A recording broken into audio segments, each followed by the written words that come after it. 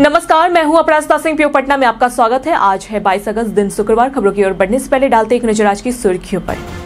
Patna high court stenograph भर्ती 2025 आवेदन शुरू। पटना समेत बिहार में मुफ्त बिजली पर ठगी। मौर्यालोक में शुरू हुई मल्टीलेवल कार पार्किंग। नगर निगम बैठक में 47 प्रस्तावों पर होगी चर्चा।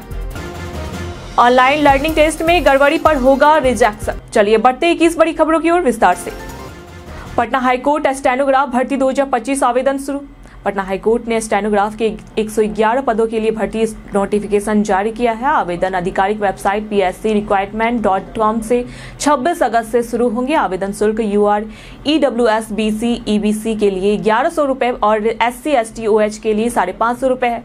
न्यूनतम योग्यता 12वीं पास के साथ अंग्रेजी शॉर्ट हैंड और टाइपिंग का प्रमाण पत्र एवं कंप्यूटर एप्लीकेशन में 6 महीना का डिप्लोमा होना जरूरी है। अंग्रेजी शॉर्ट हैंड स्पीड कम से कम 80 शब्द प्रति मिनट और टाइपिंग स्पीड 40 शब्द प्रति मिनट होनी चाहिए। आयु सीमा 18 से 37 वर्ष तक है। चयन लिखित परीक्षा, स्किल टेस्ट, डॉक्यूमेंट वेरिफिकेशन और मेडिकल परीक्षा के आधार पर होगा। पटना समेत बिहार में मुफ्त बिजली पर ठगी।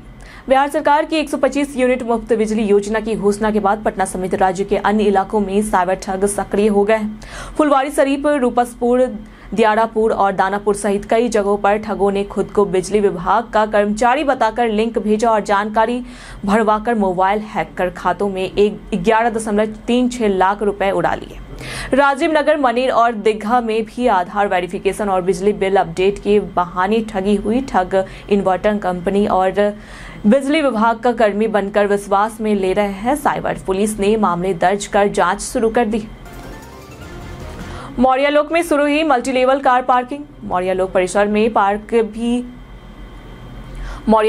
में part B multilevel car parking का संचालन शुरू हो गया है, जिसमें 60 वाहन पार्क हो सकते हैं। पहले से चल रही पार्ट ए में 96 वाहनों की क्षमता है।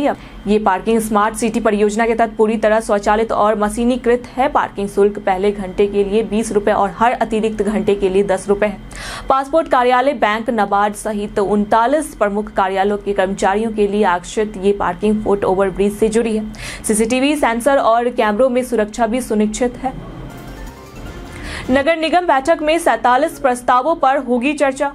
पटना नगर निगम की स्थायी समिति की 16वीं बैठक 26 अगस्त को होगी, जिसमें कुल 47 एजेंडों पर चर्चा होगी। यह बैठक पिछले बवाल के बाद पहली बार हो रही है। मेयर भ्रमण के दौरान पार्षदों द्वारा दिए गए सुझावों पर भी विचार किया जाएगा। बैठक में 4 मॉडर्न वेंडिंग जोन, विवाह भवन, सुधा बूथ और दीघा तक रिवर फ्रंट निर्माण जैसे विकास कार्यों पर निर्णय होगा। आर ब्लॉक गोलंबर का सौंदर्यीकरण, न्यू ग्रीन पार्क में फाउंटेन और दलित बस्ती में सामुदायिक भवन भी एजेंडे में शामिल है। बैठक में सड़क नामकरण और दीघा घाट परियोजना पर भी चर्चा होगी।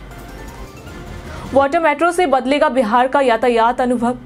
पटना और हाजीपुर के बीच वाटर मेट्रो सेवा जल्द शुरू होने वाली है। यह सेवा कोची वाटर मेट्रो की तर्ज पर विकसित की जा रही है। केंद्र सरकार के जल मार्ग प्राधिकरण और पोत परिवहन मंत्रालय के निर्देशों के तहत बिहार सरकार का नगर विकास विभाग परियोजना पर काम कर रहा है। पटना, हाजीपुर, सोनपुर के प्रमुख घाटों की जांच और रिपोर्ट तैयार की जा रही है। इस सेवा से यात्रियों को बेहतर यातायात सुविधा मिलेगी, समय की बचत होगी और पर्यावरण प्रदूषण में भी कमी आएगी। यह कदम बिहार के जल परिवहन को आधुनिक और सुविधाजनक बनाएगा। स्वास्थ्य और जीवन बीमा प्रीमियम पर GST छूट। बिहार के उप मुख्यमंत्री सम्राट चौधरी ने बताया कि केंद्र ने स्वास्थ्य और व्यक्तिगत जीवन बीमा प्रीमियम पर GST हटाने का प्रस्ताव दिया है। इस पर मंत्री समूह ने चर्चा कर अपनी रिपोर्ट GST परिषद को भेजी है। वर्तमान में बीमा प्रीमियम पर 18% GST लगता है, जो प्रीमियम को महंगा बनाता है। छूट मिलने पर प्रीमियम की लागत कम हो जाएगी, जिससे आम जनता, मध्यम वर्ग और गरीब परिवारों को बीमा लेने में आसानी होगी। इससे आर्थिक और स्वास्थ्य सुरक्षा बेहतर होगी। अंतिम फैसला GST परिषद करेगी। पटना को नई वंदे भारत और रिंग रेलवे की सौगात। पटना में चारों ओर रिंग रेलवे का निर्माण होगा, जिससे शहर का रेल संपर्क बेहतर होगा। पटना से पूर्णिया के बीच वंदे भारत एक्सप्रेस चलाई जाएगी। गयाजी, छपरा, सहरसा और मुजफ्फरपुर से अमृत भारत एक्सप्रेस शुरू होगी। दीपावली और छठ त्योहार को देखते हुए रेलवे 12,000 विशेष ट्रेन चलाएगी। वापसी यात्रा पर 20% किराया छूट योजना भी लागू होगी।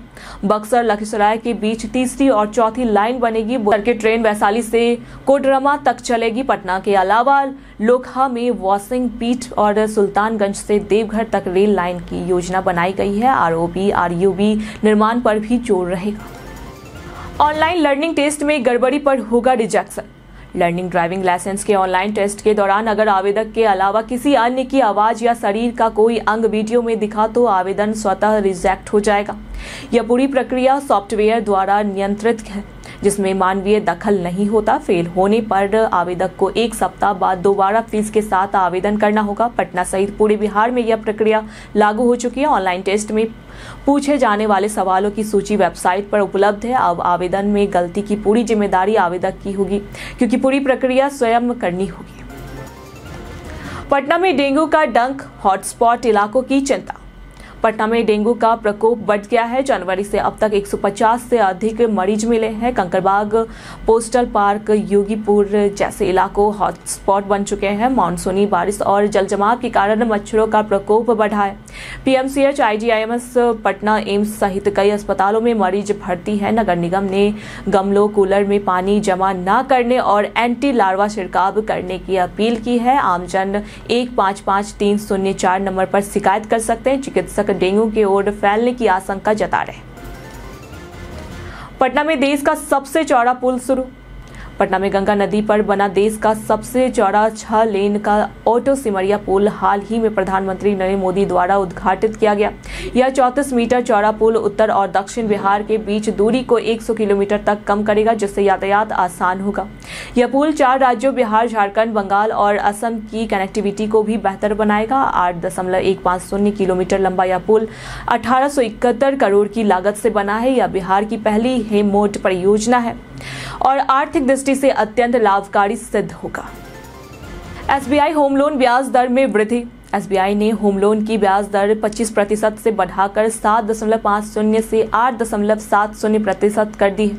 अच्छी क्रेडिट स्कोर वाले ग्राहकों को कम ब्याज मिलेगा, जबकि कम स्कोर वालों की ईएमआई बढ़ेगी। उदाहरण के लिए 50 लाख के लोन पर ईएमआई अब करीब 44,026 रुपए होगी। बैंक ने यह कदम मुनाफा बचाने के लिए उठाया है, क्योंकि ब्याज दरों के कम होने के बावजूद मांग बढ़ रही है। लोन लेने से पहले pre payment penalty, credit score और बेहतर ऑफर्स की जानकारी जरूर लें। पटना में आवारा कुत्तों का बढ़ता आतंक। पटना में आवारा कुत्तों का आतंक बढ़ गया है, जिससे रोजाना 100 से अधिक लोग कुत्तों के काटने का शिकार हो रहे हैं। एंटी रैबिज वैक्सीन लेने वालों की संख्या 250 से ऊपर पहुंच गई है। Civil surgeon doctor Avinash Kumar Singh के अनुसार वैक्सीन की कोई कमी नहीं है, लेकिन समय पर टीका लगवाना जरूरी है, क्योंकि देरी से जान को खतरा हो सकता है। कुत्ते के काटने के बाद तुरंत घाव धोए और 24 घंटे में वैक्सीन लगवाए। पटना के अस्पतालों में विशेष व्यवस्था की गई है। पटना आईजीआईएमएस में लगेगी 2 रोबोटिक मशीनें। पटना के आईजीआईएमएस में 2026 तक 2 आधुनिक रोबोटिक सर्जरी मशीनों स्थापित की जाएगी। ये मशीनें orthopaedics, general surgery, neurosurgery, urology और गायनोकोलॉजी जैसे विभागों में उपयोग होगी। रोबोटिक तकनीक से सर्जरी में सटीकता बढ़ेगी, मरीजों को कम दर्द होगा और अस्पताल में रहने का समय घटेगा। डॉक्टरों को 3D विजन और ट्रेमर फ्री कंट्रोल जैसी सुविधाएं मिलेगी, जिससे ऑपरेशन और बेहतर होगा। इस पहल से बिहार में इलाज की गुणवत्ता बढ़ेगी और मरीजों को बड़े शहरों में इलाज के लिए जाने की जरूरत कम होगी। बिहार में 17 नए इंडस्ट्रियल पार्क बनेंगे। बिहार में 17 नए इंडस्ट्रियल पार्क के लिए 7,700 एकड़ जमीन अधिग्रहण की मंजूरी मिल चुकी है और 3500 करोड़ रुपए स्वीकृति किए गए।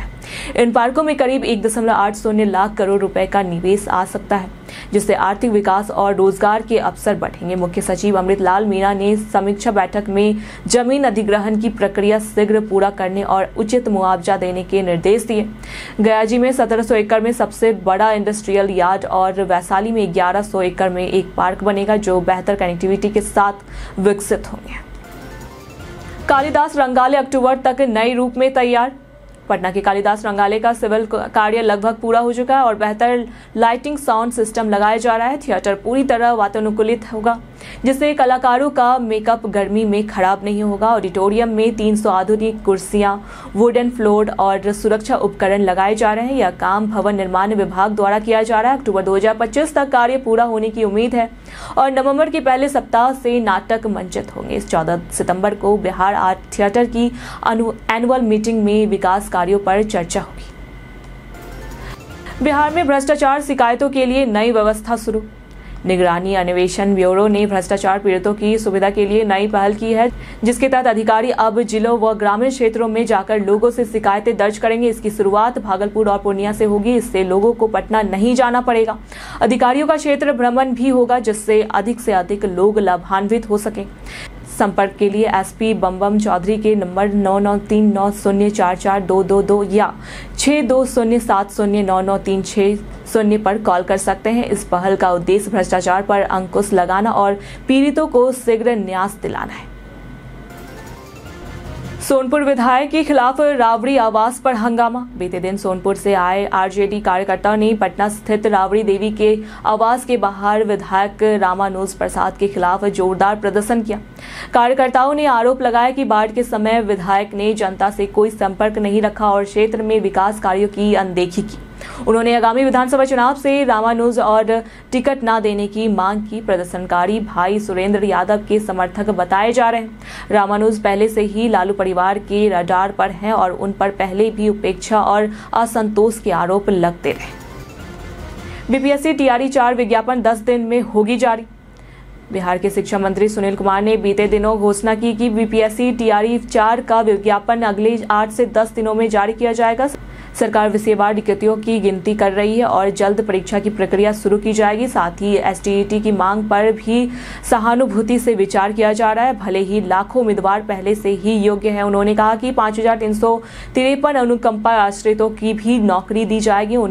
सुनील कुमार ने विपक्ष की रैली पर कहा कि इसका कोई प्रभाव नहीं पड़ेगा, क्योंकि नीतीश सरकार की नीतियों में महिलाएं अब युवा प्रभावित है। बिहार की जेलों में लगेंगे टीवी कतर। बिहार की जेलों में लगेगा टीवी कतर का। बिहार सरकार ने राज्य के जेलों में कैदियों के लिए रंगीन टीवी लगाने का फैसला किया है। इसके तहत 681 टीवी की खरीद पर 3.27 करोड़ रुपए खर्च होंगे।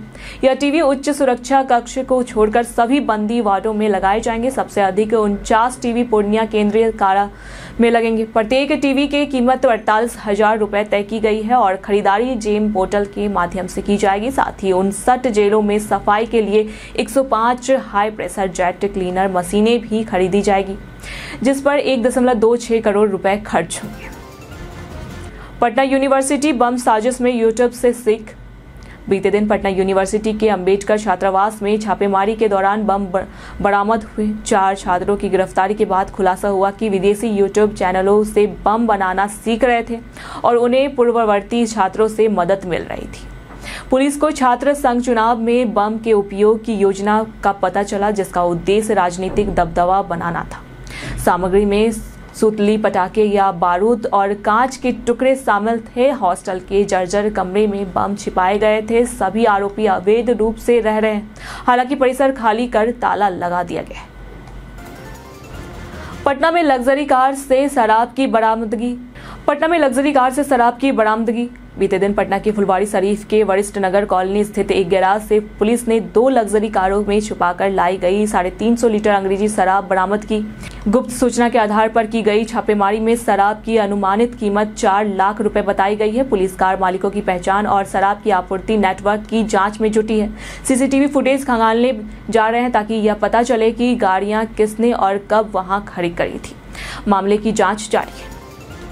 बीते दिनों जिन्होंने हमारे वीडियो पे लाइक और कमेंट किए थे उनके नाम है राकेश मिश्रा, मनोज दास, संजीव कुमार, अनूप मास्टरमाइंड, अमरजीत कुमार, एमटी अजाज, कुदरत अंसारी, सीके कुमार। इसी के साथ बढ़ते हैं आज के सवाल की ओर और आज का सवाल है, क्या आपको लगता है कि मल्टी लेवल पार्किंग से ट्रैफिक समस्या में मदद मिलेगी?